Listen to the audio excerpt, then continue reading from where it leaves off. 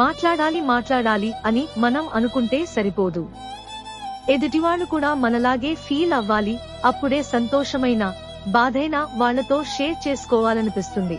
ఒక ఆడదాని లైఫ్ లోకి కట్టుకున్నవాడు తప్ప మిగతా ఎవరొచ్చినా 10 నిమిషాలుండి పోయేవాళ్లే.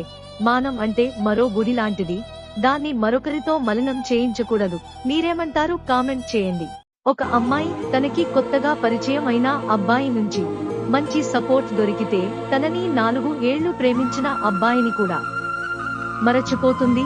మీరేమంటారు? కామెంట్ చేయండి.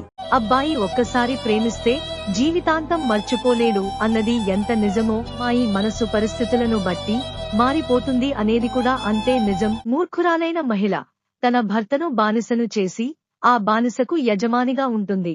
కానీ తెలివైన మహిళ తన భర్తను రాజును చేసి ఆ రాజుకు తను రాణిగా ఉంటుంది.